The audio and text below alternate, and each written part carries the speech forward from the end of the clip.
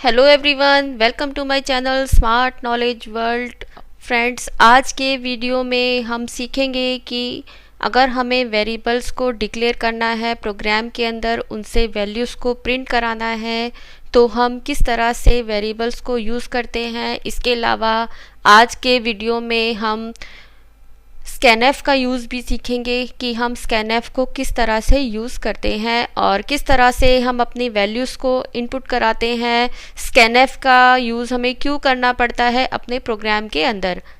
तो वीडियो को शुरू करने से पहले अभी तक अगर आपने चैनल को सब्सक्राइब नहीं किया तो सब्सक्राइब करें हमारे चैनल स्मार्ट नॉलेज वर्ल्ड को और बेल आइकन को प्रेस करें ताकि आने वाले वीडियोस आपको देखने को मिलते रहें।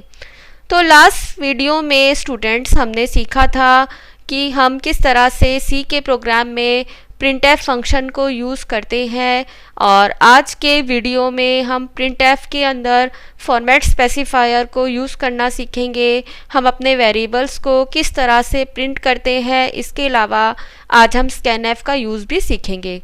तो शुरू करते हैं आज का टॉपिक। तो फ्रेंड्स, सबसे पहले अगर हमें वेरिएबल डिक्लेयर करना है तो हम किस तरह से करेंगे। तो स्टूडेंट्स, वेरिएबल को डिक्लेयर करने के लिए हमें करना क्या होता है, सबसे पहले हमें डेटा टाइप यूज़ करना पड़ता है। अब आप बोलेंगे कि डेटा टाइप क्या होते हैं। डेटा टाइप होते हैं कि वेरिएबल के अंदर किस तरह का वैल्यू स्टोर हो, तो उसके डेटा पे डिपेंड करता है कि उसमें किस टाइप की वैल्यू हमें स्टोर करनी है और उस टाइप की वैल्यू को स्टोर कराने के लिए हमें वेरिएबल डिक्लेयर करने से पहले उसका डेटा टाइप लिखना पड़ता है। और आप ये ध्यान रखेंगे कि आपको क्या वैल्यू स्टोर करनी है। अगर आपको इंटीजर वैल्यू स्टोर करनी है, इंटीजर का मीनिंग हुआ न्यूमेरिक वैल्यू, तो आपका डेटा टाइप होगा इंट। अगर आपको कोई स्ट्रिंग को स्टोर कराना है, स्ट्रिंग का मीनिंग होता है कोई भी टेक्स्ट, जैसे नेम हुआ, ग्रेड हुआ, सपोज डेजिग्नेशन हुआ, तो कोई भी करेक्टर वैल्यू को हम जब स्टोर करते हैं तो करेक्टर वैल्यू को स्टोर करने के लिए, स्ट्रिंग को स्टोर कराने के लिए हमें कैर नेम से डेटा टाइप यूज़ करना पड़ता है। फ्लोट का यूज़ होता है स्टूडेंट्स, हमारे पास अगर कोई भी ऐसी वैल्यू है जहाँ पर डेसिमल है, जहाँ पर हमें डेसिमल वैल्यू को स्टोर करना है, जैसे सपोज वेट हो गया, हाइट हो गया, इस तरह से वहाँ पर हमें फ्लोट को यूज़ करना होता है। तो मैंने आपको सबसे पहले बताया था कि वेरिएबल्स को हम कैसे यूज़ करते हैं। तो वेरिएबल यूज़ करने के लिए आपको डेटा टाइप, वेरिएबल का नेम और इसके अलावा यहाँ पर हमने इस वेरिएबल में इस वैल्यू को स्टोर भी करा है। जैसे हमने रोल नंबर के अंदर वैल्यू को स्टोर करा 12, यहाँ पे हमने नेम के वेरिएबल में इस वैल्यू को स्टोर किया, स्टूडेंट के नेम को स्टोर किया। यहाँ पे हाइट को, जो हमने हाइट वेरिएबल बनाया है, उसको हमने वैल्यू दिया 5.6। तो वेरिएबल है क्या? वेरिएबल एक नेम है। Variable is a name, we store some value in the memory, जो कि मेमोरी के अंदर वैल्यू को स्टोर करता है। And it depends on the type of value कि आप किस तरह का डेटा टाइप उसके साथ यूज़ करेंगे, आप कौन सा डेटा टाइप यूज़ करेंगे, ये वेरिएबल की वैल्यू पे डिपेंड करता है। और वेरिएबल डिक्लेयर करने के लिए आपको सिंटेक्स लगाना है। पहले आप डेटा टाइप लिखेंगे, उसके बाद अपना वेरिएबल का नेम लिखेंगे, देन आप उसके बाद सेमीकोलन लगाएंगे। अगर आपको कोई भी ऐसी वैल्यू जो स्टोर करके रखनी है तो आप इस तरह से, जिसके अंदर आपको इक्वल टू साइन लगाना है, देन आपको वैल्यू को लिखना है। तो वेरिएबल नेम के अंदर कुछ रूल्स होते हैं। आप वेरिएबल के बीच में इस तरह से स्पेस नहीं देंगे। अगर आप स्पेस को देंगे तो आपके प्रोग्राम में एरर आएगा। तो आपको वेरिएबल के नेम के अंदर स्पेस को नहीं लिखना, आपको डॉट साइन, माइनस साइन, इस तरह से आपको ये साइंस यूज़ नहीं करने, अदरवाइज आपके प्रोग्राम में एरर होगा। आप अगर लिखना चाहते हैं तो आप अंडरस्कोर लगा सकते हैं, शिफ्ट के साथ आप माइनस दबाएंगे तो आप अंडरस्कोर का साइन यूज़ कर सकते हैं। अब आपको वेरिएबल नेम ऐसा यूज़ करना है कि आपको पता रहे कि ये वेरिएबल मैंने प्रोग्राम में किस लिए बनाया था। आपको कन्फ्यूजन नहीं होना चाहिए। जैसे कि सपोज़ अगर आप किसी एम्प्लॉय की आईडी को स्टोर कराना चाहते हैं तो आप एम्प आईडी करके वेरिएबल बना सकते हैं, ई आईडी करके वेरिएबल बना सकते हैं। ये नहीं कि आप वहाँ पे कोई ऐसा नेम लिख रहे हैं कि उसका मीनिंग उस वैल्यू से है ही नहीं। इसके अलावा आपको ये याद रखना है कि वेरिएबल का नाम आप छोटे से छोटा बनाइए, अदरवाइज क्या होगा कि आप जब भी उस वेरिएबल को प्रोग्राम में कॉल करेंगे या प्रिंट करेंगे तो आपको वहाँ पर पूरा नाम ना देके, अगर आपने वेरिएबल्स नेम छोटे बनाए हैं तो आपको ईजी रहेगा कोडिंग में टाइप करना। तो फ्रेंड्स ये बातें आप याद रखिए। अगर आप ये चीज़ें याद रखेंगे तो आपको एरर्स नहीं मिलेंगे अपने प्रोग्राम के अंदर। उसके अलावा आप वेरिएबल बनाने के बाद आपने सबसे पहले स्क्रीन को क्लियर करा। स्क्रीन को क्लियर करने के बाद CLR SCR फंक्शन मैंने लास्ट वीडियो में बताया था, स्क्रीन को क्लियर करता है। उसके बाद हम चाहते हैं कि स्क्रीन पर लिखा हुआ आए स्टूडेंट डिटेल्स। मैंने आपको लास्ट वीडियो में बताया था कि आप जिस तरह से printf में डबल कोटेशन में जो मैसेज लिखेंगे वो स्क्रीन पर एज इट इज़ प्रिंट होगा, और /n न्यू लाइन के लिए हम यूज़ करते हैं, यानी ये मैसेज न्यू लाइन से प्रिंट हो। अब आपको करना क्या है, आपने जो वेरिएबल्स बनाए हैं उनके वैल्यूज़ को पहले आपने स्टोर कराया, देन आप उनको प्रिंट कराना चाहते हैं। तो नेम वेरिएबल को प्रिंट करने से पहले हमने क्या किया, हमने कहा printf न्यू लाइन से प्रिंट हो और एक मैसेज प्रिंट हो। नेम वैल्यू को प्रिंट करने से पहले हमने नेम मैसेज को प्रिंट किया, बिकॉज हमें ये पता रहे कि ये वैल्यू नेम की है। तो आपके पास चॉइस होता है, अगर आप नेम अंदर नहीं लिखना चाहते तो आप नहीं लिखें, इससे कोई प्रॉब्लम नहीं है। लेकिन अगर आपकी वैल्यू प्रिंट होगी और उससे पहले नेम लिखा हुआ है तो आपको पता रहेगा कि ये नेम का वैल्यू है। तो printf के अंदर आप मैसेज लिख सकते हैं कोटेशन के अंदर कि आप क्या प्रिंट करना चाह रहे हैं। तो हमने यहाँ लिखा नेम, उसके बाद हमने /t दिया, /t यानी टैब के लिए। हम उसके बाद एक टैब का स्पेस चाहते हैं। उसके बाद हमने लिखा %s। %s होता है स्ट्रिंग के फॉर्मेट स्पेसिफायर, यानी कि हम नेम को यहाँ पर प्रिंट करना चाहते हैं। और उसके बाद हमने कोटेशन को बंद किया, देन कोमा लगाया, और उसके बाद हमने वेरिएबल का नेम लिखा कि हम %s किसके अंदर, %s के अंदर हम क्या प्रिंट करना चाहते हैं, नेम। तो जहाँ पर आपने %s लिखा है वहाँ पर आपका वेरिएबल नेम प्रिंट होगा, नेम की वैल्यू प्रिंट होगी। और डिपेंड करता है कि ऊपर आपने डेटा टाइप क्या यूज़ करा है। अगर आपने कैर ऊपर यूज़ करा है तो आप यहाँ पे %s फॉर्मेट स्पेसिफायर देंगे।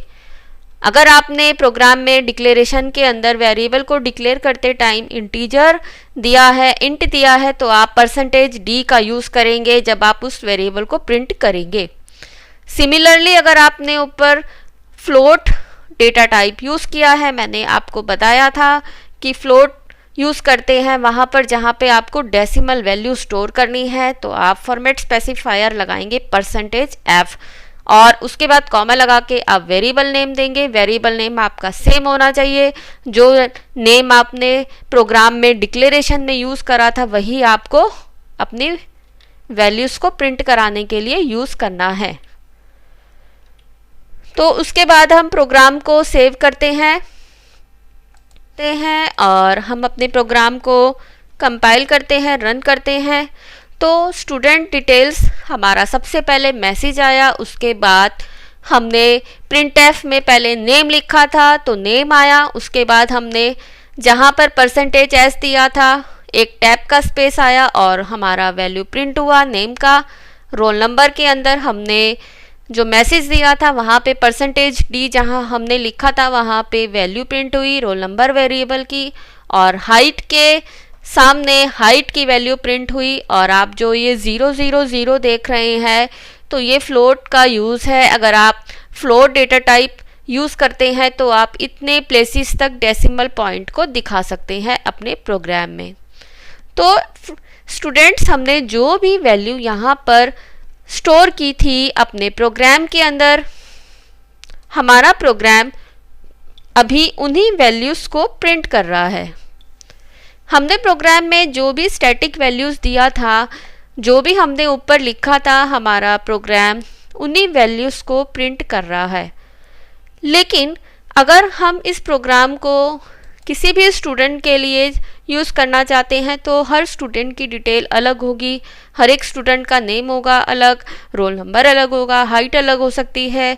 तो इसके लिए हमें अपने प्रोग्राम को डायनामिक बनाना है। दैट मीन्स कि हमें ये स्टैटिक वैल्यूज़ यूज़ ना करके, हमें ये फिक्स्ड वैल्यूज़ यूज़ ना करके हमें ऐसी वैल्यू चाहिए कि जो भी स्टूडेंट इस प्रोग्राम को रन करे उसकी डिटेल्स ही प्रिंट हो।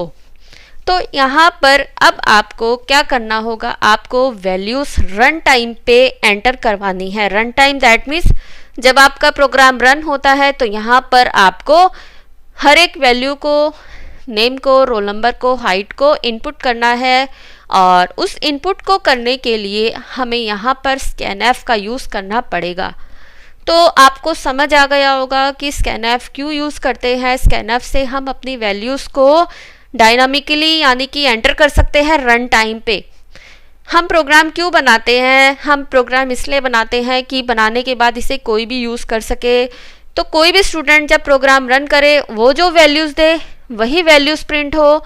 तो इसके लिए आप क्या करेंगे, आप अपने प्रोग्राम के अंदर वेरिएबल्स डिक्लेयर करेंगे लेकिन उनकी वैल्यूज़ को डिक्लेयर नहीं करेंगे। हम उनके स्टैटिक्स वैल्यूज़ को हटा के हम इन वैल्यूज़ को एंटर करवाएंगे और इनपुट कराने के लिए, एंटर कराने के लिए आपको स्कैनएफ यूज़ करना पड़ेगा।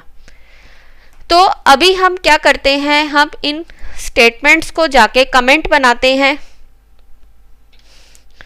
कमेंट का क्या यूज़ होता है, कमेंट का यूज़ होता है कि जब भी ये प्रोग्राम रन हो तो कंपाइलर इन स्टेटमेंट्स को इग्नोर कर दे। आप कमेंट बनाने के लिए दो ऑप्शन यूज़ कर सकते हैं, या तो आप हर एक लाइन के आगे, लाइन से बिफोर जाके आप डबल स्लैश लगा सकते हैं। डबल स्लैश लगाने के बाद ये सारी लाइंस आपकी इग्नोर होगी रन टाइम पे। तो कंपाइलर इनको इग्नोर कर रहा है।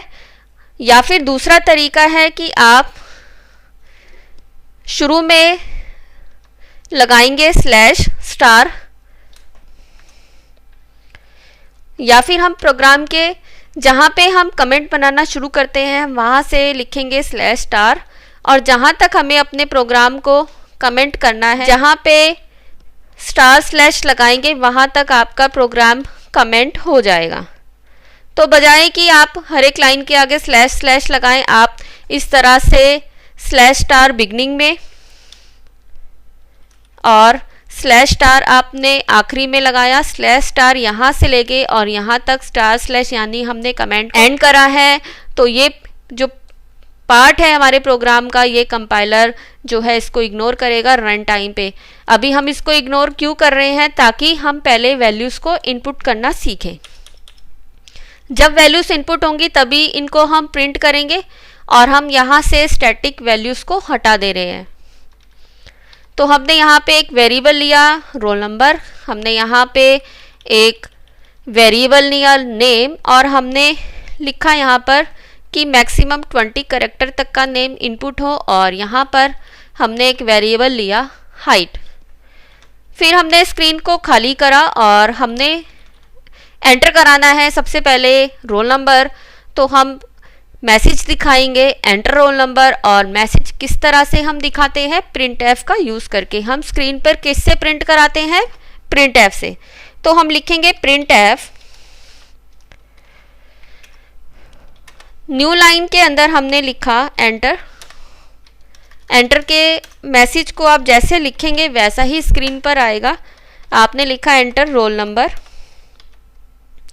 अब आपको एंटर करने के बाद ये मैसेज, जैसे ही आप चाहते हैं कि ये मैसेज आए, उसके बाद हम रोल नंबर को एंटर करें। तो रोल नंबर को एंटर करने के लिए आप क्या करेंगे, आप लिखेंगे स्कैनएफ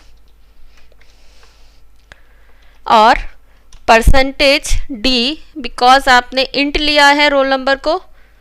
उसके बाद कोटेशन को बंद करके हम यहाँ पे साइन लगाएंगे एम्परसेंट, यानी कि एम्परसेंट RNO, यानी कि इस वेरिएबल पर जाकर वैल्यू फीड हो। तो ये जो RNO के साथ हमने एम्परसेंट लगाया, यानी इस जगह पे जाके मेमोरी में जहाँ भी ये वेरिएबल है वहाँ पर ये वैल्यू फीड हो। और इंट इसका डेटा टाइप था तो इसका फॉर्मेट स्पेसिफायर हमने डी लगाना है। डी यानी कि आप जो भी इंटीजर वैल्यू आप एंटर कराएंगे उसके लिए आप डी फॉर्मेट स्पेसिफायर देंगे। उसके बाद आपने नेम एंटर कराना है, तो आप पहले मैसेज दिखाएंगे स्क्रीन पर। तो हमने मैसेज लिखा प्रिंट एफ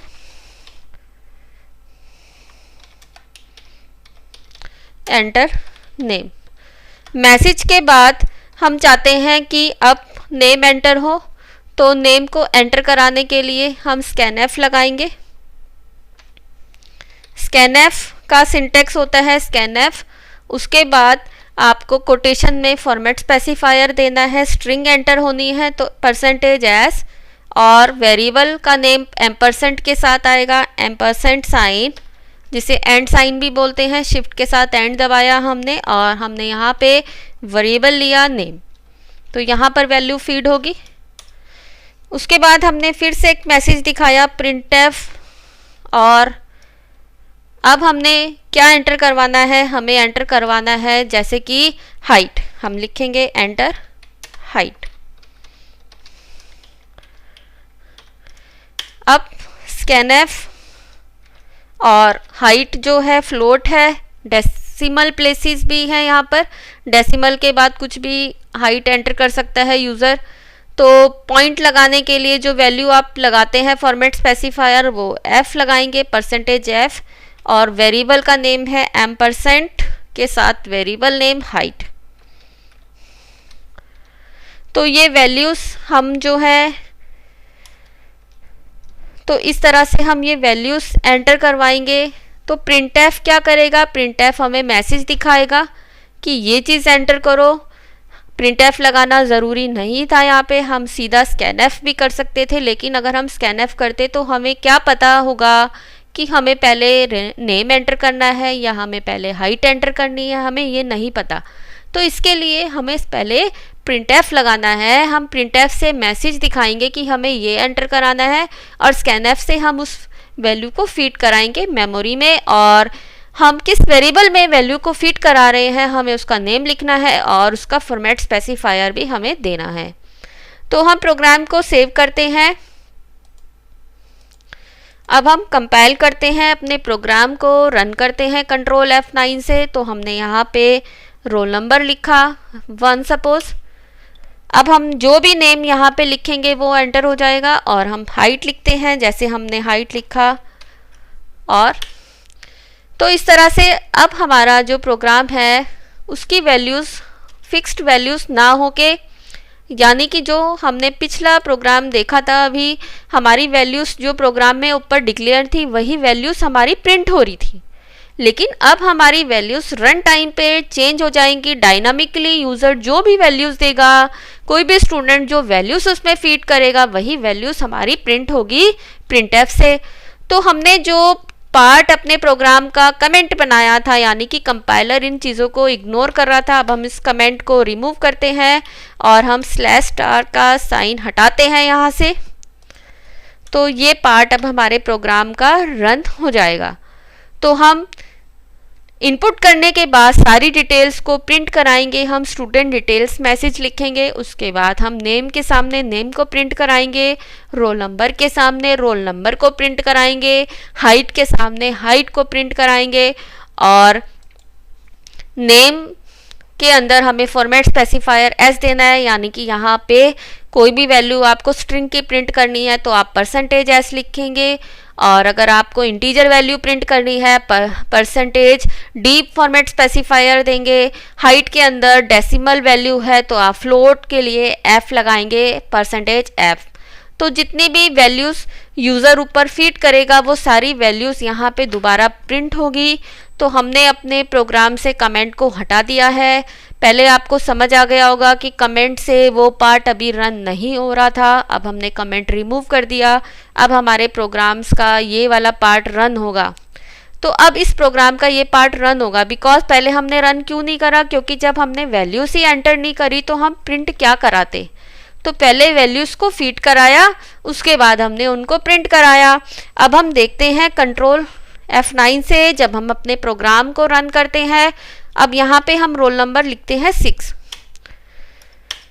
नेम हम कुछ भी यहाँ पे दे सकते हैं, जैसे कि हमने नेम दिया, हाइट लिखा हमने,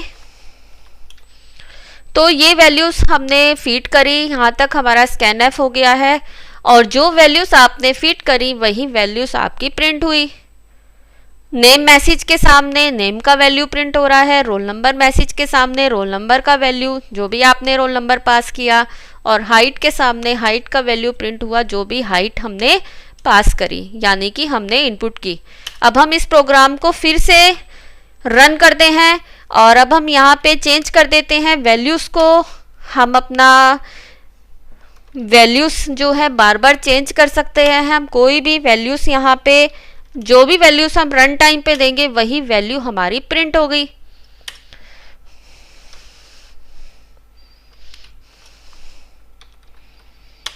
तो इस तरह से आप जो भी वैल्यूज़ रन टाइम पे चेंज करके देंगे वही वैल्यूज़ आपकी प्रोग्राम प्रिंट कर रहा है। तो आपको स्टूडेंट समझ आ गया होगा कि स्कैनएफ का प्रोग्राम में क्या यूज़ है। सबसे पहले जब हमने वैल्यूज़ प्रिंट करी थी तो हमने वैल्यूज़ को यहाँ पे फिक्स्ड वैल्यूज़ बना दिया था। हमने जो रोल नंबर ऊपर लिखा था, जो नेम लिखा था, जो हाइट लिखा था, हमारा प्रोग्राम सिर्फ उन्हीं वैल्यूज़ को ही प्रिंट कर रहा था, उन स्टैटिक वैल्यूज़ को। तो हम प्रोग्राम इतना बड़ा लिखते भी हैं तो उसका क्या यूज़? अगर हम स्टैटिक वैल्यूज़ ही प्रिंट कराएंगे तो वो प्रोग्राम किसी और के लिए यूजेबल नहीं है, वो अपनी वैल्यूज़ को वहाँ फीड नहीं कर सकता। अगर हम चाहते हैं कि हमारा प्रोग्राम रन टाइम पे, एग्जीक्यूशन टाइम पे जो वैल्यूज़ इनपुट करे उसी के अकॉर्डिंग उसका रिजल्ट प्रिंट हो, तो उसके लिए हमें प्रोग्राम में स्कैनएफ यूज़ करना पड़ता है। और स्कैनएफ का सिंटेक्स क्या होता है? स्कैनएफ फंक्शन का सिंटेक्स होता है, सबसे पहले आप उसमें फॉर्मेट स्पेसिफायर लगाएंगे। फॉर्मेट स्पेसिफायर डिपेंड करता है आपने वेरिएबल का डेटा टाइप क्या लगाया है। अगर आप कोई भी स्ट्रिंग एंटर करते हैं तो एस यूज़ करेंगे, अगर आप इंटीजर यूज़ करते हैं तो वहाँ पे %d लगाएंगे, और अगर आप फ्लोट को यूज़ करते हैं डेटा टाइप तो आप %f को यूज़ करेंगे।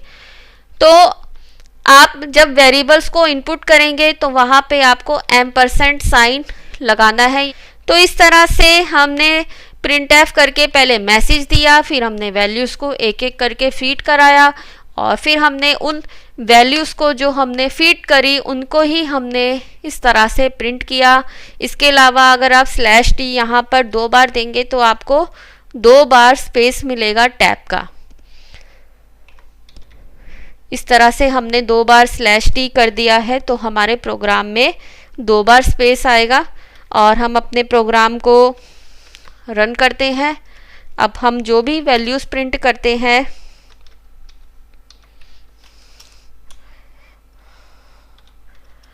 तो वो वैल्यूज़ हमें 2 टैब के बाद प्रिंट करी हुई नज़र आ रही हैं। तो /n न्यू लाइन के लिए होता है और /t टैब के लिए होता है। अगर आप चाहते हैं कि आपके जितने भी ये मैसेज हैं, नेम, रोल नंबर, हाइट, यहाँ पे अभी रोल नंबर के सामने ही आपने =2 दिया है। अगर आप चाहते हैं नेम के सामने इस तरह से साइन बना हुआ है, या फिर रोल नंबर के सामने भी हमें एरो साइन लगाना है, और जब हमारी हाइट की वैल्यू प्रिंट हो तो हमें वहाँ भी ये साइन लगाना है। तो हमें मैसेज में ये साइन खुद जाके बनाने होंगे, और जब आप इसको रन करेंगे तो आपको उस तरह से ही वैल्यूज़ मिलेगी।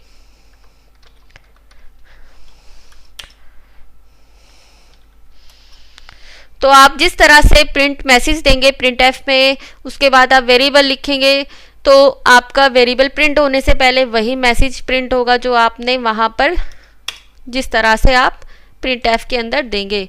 तो इस तरह से आपको आज प्रिंटएफ और स्कैनएफ का यूज़ समझ आ गया होगा। आपको पता लग गया होगा कि प्रोग्राम में स्कैनएफ क्यों यूज़ करा जाता है। बिकॉज अगर हमें रन टाइम पे वैल्यूज़ इनपुट करनी है तो वहाँ पे मस्ट है कि आपको स्कैनएफ लगाना ही है।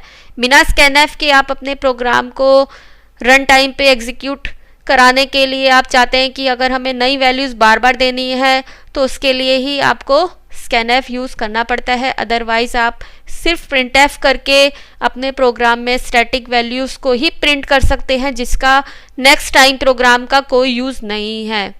तो स्टूडेंट्स, आज के वीडियो में हमने प्रिंटफ और स्कैनफ का यूज़ सीखा। हमने देखा कि वेरिएबल्स को हम किस तरह से स्टैटिक वैल्यूज़ भी देते हैं और रन टाइम पे भी हम उनमें वैल्यूज़ फीड करते हैं। तो ये था आज का प्रोग्राम। और अगर आपको वीडियो पसंद आता है, वीडियो को लाइक कीजिए, शेयर कीजिए, कमेंट भी कीजिए और चैनल को सब्सक्राइब कीजिए ताकि आने वाले वीडियोस आपको देखने को मिलते रहें।